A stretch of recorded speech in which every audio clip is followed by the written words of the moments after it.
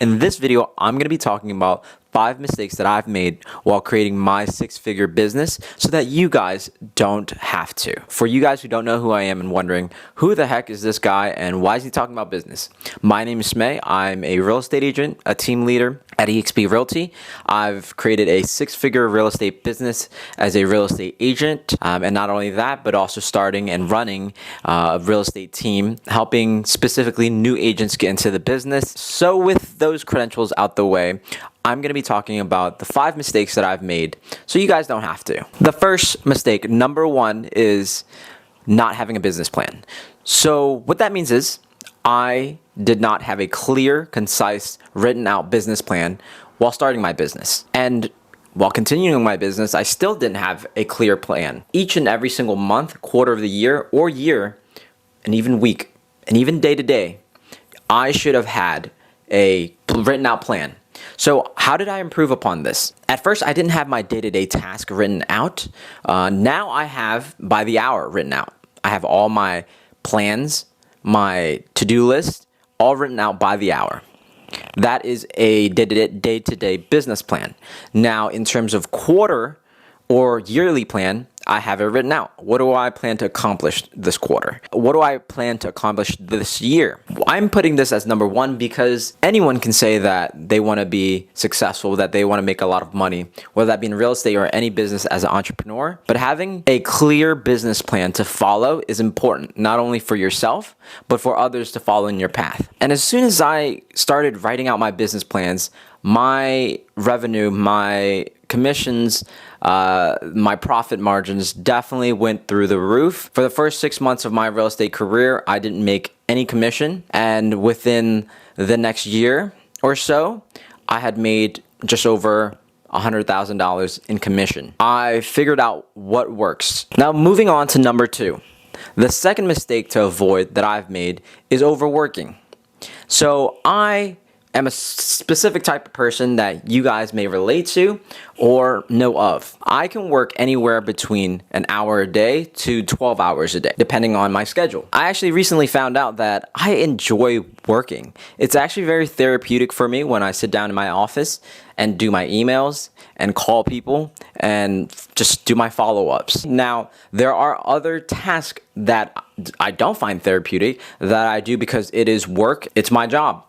And I could do those things 10, 12 hours a day and forget to eat, forget to work out, forget to sleep sometimes. I have a lot of clients, I have a lot of people and agents that I work with, and they all have different schedules. So this is why I can work up to midnight or even past midnight. But my point in saying that this was a mistake to avoid is because my health definitely suffered when I overworked myself.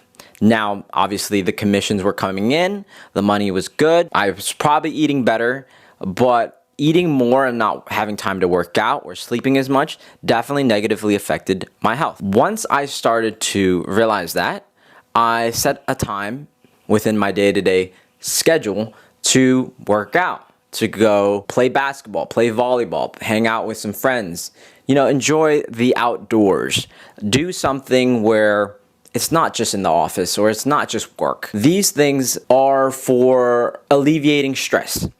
When you're in business and entrepreneurship and in real estate specifically, there's a lot of times where things can get very stressful and a lot of deals can be stressful. Now, to find things that you enjoy doing, whether that be with your friends or just going to the gym or maybe just taking a walk outside, whatever that may be, whatever your source of enjoyment is on your leisurely time, have a set time to do that. I certainly didn't at first, and when you get caught up in the work, when you get caught up in the workflow, it can be hard to set aside some time to go outside. So why I say that is a mistake or something that you guys want to avoid is because as soon as I realized that, I've realized how much less I enjoyed working when I was stressed. So when I would go to the gym or play basketball, play pickup games with my friends, I realized that once I got back to work, I was ready to work. I wanted to work more.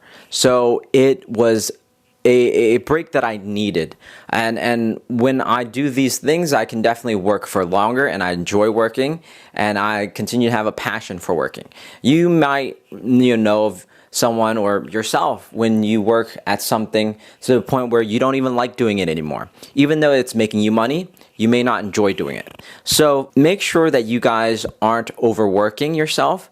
Burnout is very, very real. That is something that I would say is pretty important to keep in mind. So the third mistake to avoid that ties in with number two. Number three is neglecting relationships. So that was one of the things that suffered when I started to work more. And when I say relationships and that I was neglecting relationships, I meant that I was working so much that I didn't have time to spend with my family, my parents, my siblings, my friends, and even romantic relationships. It all suffered. I can tell you from experience that the money is great up until a point where there's no one around you to spend it with. There is a pleasure in knowing that you're working hard and that you're earning a living, but then the average person, including your friends, your family, your romantic partner, and may not be able to, number one, cope with that, or number two, just be able to work around that. So your friends, your parents, they'll most likely be there. Whether you're working hard or not, whether you're distancing yourself from them because of work or you're making time for them, most likely they're going to be there for you because they're family, because they're close friends and they want to support you, which is great. But obviously, you want to be able to spend time with them, catch up with them. It's their birthday and you're so caught up with work you forgot. Or if it's an important event in their life, they either, just graduated or got a job promotion, they hosted a dinner and you forgot to go. These are the things that I missed out on. I missed out on birthdays. I missed out on significant events that I shouldn't have. Now, those are just friends and family. So you can imagine that I have also neglected romantic relationships. I started dating less. I had neglected caring about spending time with them. I forgot that, there's dates that you have to go on. I was so caught up in the mindset that I will work now, and when I have enough money, I'll make time to, buy them flowers or take them out on dates or, go on vacation. Now, all those things are true, but something that I've learned is that I can't neglect those relationships to that point. I need to remind them that I care about them, or, buy flowers every so often, or just shoot them a text, or, get on a call and ask them how their day was. And those little things that you can take like a minute out of your day or a couple minutes when you're, on your lunch break, it is to catch up with your relationships. And when you're in business and real estate in general, connecting and reconnecting and making sure that your friends, family, they're all still connected to you is important, extremely important. You can't forget about the people around you, especially the people who have helped you to get you to where you are today. And I definitely won't forget all the people that have helped me to get to where I am today. And my business grows because of them. And unfortunately, I've lost friends. I've lost extremely close friends that I wish, maybe I hadn't neglected so much. You can't really take those things back. You can't travel back in time and spend time with them anymore. Friends, romantic partners that you lose, it's not something that you could just rewind time. So if you guys can avoid making that mistake in the first place, I would definitely suggest you guys do. Make sure to not neglect your relationships. So moving on to the fourth mistake while creating a successful business that I've made is forgetting to learn while I was earning. So you guys might be at a place where you guys are earning a lot of money or starting to earn a lot of money, and you guys may forget, like myself, that there are still new things to learn every single day. Like there's AI now coming out, and there's new things about AI to learn every single day. You don't want to be those people who created a successful business and didn't adapt to new times or new information and got stuck in the past. And now, you get to a point where you've made all that money, but then now your business is on a decline and not a gradual incline. What my mistake was at first was that I got so busy in working in closing deals that I forgot that as an agent, you need to continue learning every single day. Now, in saying that I've made that mistake, I've realized as an agent, I have to continue to improve and gain more knowledge about the market, about being an agent, contracts even. As a real estate agent and team leader, I have to be a wealth of knowledge in my business. No matter who you are, no matter if you're a new agent or an agent 20, 30 years in the business, you have to continue learning new information every single day. Interest rates change, the economy changes, the housing market changes, and you have to keep up. And so with that being said, it's a simple mindset shift where you have to understand you have to keep learning, you have to keep growing. There's never a point where you should be content with the amount of knowledge you have. There's so much information to learn, and the more you learn, the more you earn. So moving on to the fifth and final mistake that you guys need to avoid that I've made while creating a six-figure business is doing it all by myself. So that mistake is very, very simple and also very complicated. To understand why doing it yourself can be a mistake is that in real estate specifically, and in many businesses specifically, you can only do so much as one human being. And there's so much things to do, so many people, products, and conversations, emails, and texts that you can respond to as one person. Now, you can do a lot by yourself. I can do a lot by myself. I know that. And I've made a lot of money doing things by myself. Now, what did I learn from that? When I outsourced, when I started to find help and get help from other people, other agents, that's when I alleviated a lot of my time to not only do all the things that I've mentioned earlier, not neglect the relationships, not neglect my health, and avoid these mistakes because you're overworking. When you get help, not only can you do more within your business and your business grows exponentially, the value of having other people help you and also grow their business alongside yours is invaluable. Now, they say all these successful people in history, if you guys have read Think and Grow Rich, the most successful people in history never did anything alone. They knew and understood the value of having multiple people help you. Now, finding good help is hard. Finding good help can be very valuable. So when you find it, make sure you keep it and value it.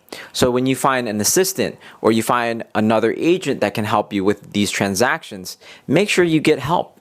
And when I first started my business, I didn't join a team or I didn't, reach out for mentors because I just didn't know better. And as soon as I started to have more conversations, more meetings with mentors, reaching out to older agents for advice, that's when my business started to grow, and I could actually implement those advice and close deals. And that was the only way where my business could grow, was when I started to reach out for help. Help can be in many forms. It could be mentors. It could be assistants. Remember, when you guys think about help, or think about doing any business as an entrepreneur alone, it's going to be extremely hard. And that's why I saved this one for last, because I think where my business is going now, the trajectory where my business is going to continue is with a lot of people, and not only just focusing for myself.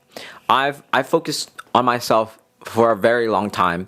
I've made a lot of money for myself, and I know I'll make a lot of money by myself in the future. Now, I want to find passion, and I do have passion for helping other people. So that's why I started a team. And this is why I have a team where all these agents can come in one place and learn and grow together and help each other out in hard times. And moving forward, my business in eXp Realty will grow exponentially because of the value that we bring together, the value that we bring to each other as a team, and the amount of money will grow exponentially as well. That's just a side effect. When you help a lot of people and when you get help from a lot of people, your business and my business, I've already seen, has grown exponentially. I've closed more deals with less effort, and everyone's made money. Everyone eats when you're sharing the workload. So you don't stress as much, you have more time. to yourself, to your family, to your relationships. And this is the importance of getting help and also helping others. This is not doing it alone. That was the mistake that I made early on, and my business grew as soon as I started reaching my hand out to help others and also getting help from others. So these are the mistakes that I've made, guys. What do you guys think? Comment below, what mistakes have you guys made, or if you guys have made these mistakes as well already, or if you're just glad that you guys are finding out to not make these mistakes. These are great mistakes to avoid when you're a new real estate agent. Any successful real estate agent can definitely relate to a couple of these, if not all of these. So make sure you guys smash that like button if you guys enjoyed this content. Make sure to click subscribe if you haven't already. And if you guys are interested in becoming real estate agents, please make sure to contact me, email me, or comment below. And if you guys are looking to buy, sell real estate in Pennsylvania, New Jersey, please also comment below or contact me. My contact information will all be below. And with that, guys, I'll catch you guys in the next YouTube video.